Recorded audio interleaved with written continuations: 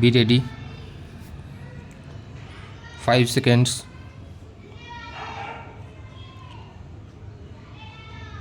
Start. So far as the finding on the point of recording of the dying declaration of the deceased is concerned, it is evident that no certificate was issued by the doctor before recording of the dying declaration regarding the physical and mental condition of the deceased. It is also apparent that the dying declaration is not in the question answer form. Legal position for recording the dying declaration is that every endeavor should be made to record the dying declaration in questionnaire format. Sanctity of such type of dying declaration is more in the eye of law than the other form of dying declaration, though there is no any general rule that each and every case dying declaration should have been recorded in question answer form. Sanctity and authenticity of the dying declaration is attached with its truthfulness.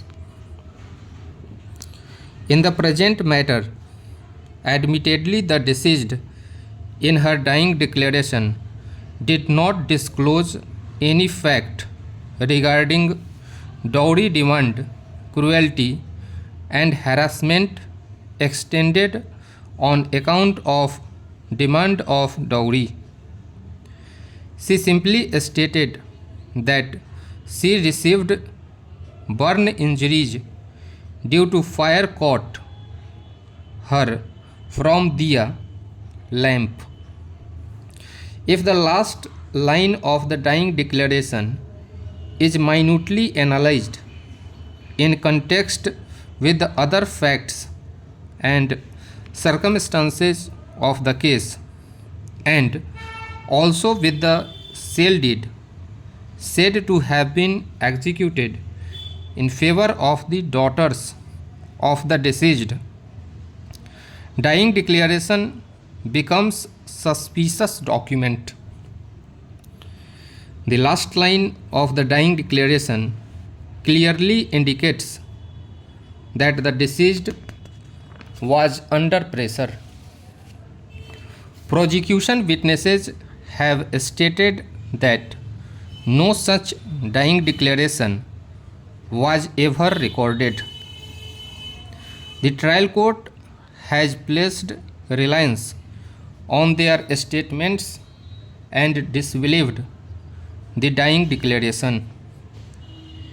If, for the sake of argument, the defense version be taken into consideration that a dying declaration of the deceased was recorded, then also for the reasons mentioned above, the dying declaration appears to be a suspicious document.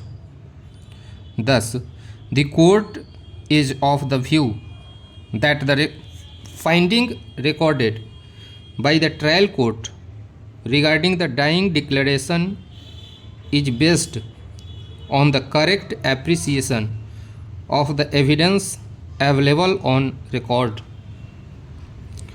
No interference is required by this court in the said finding.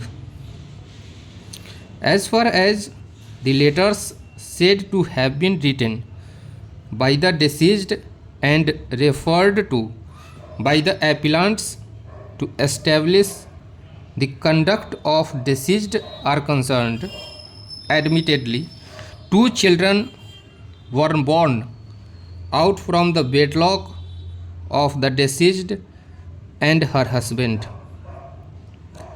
Both are alive.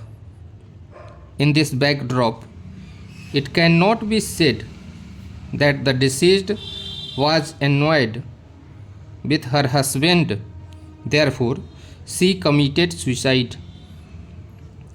The trial court has rightly rejected the contention of the appellants on this aspect.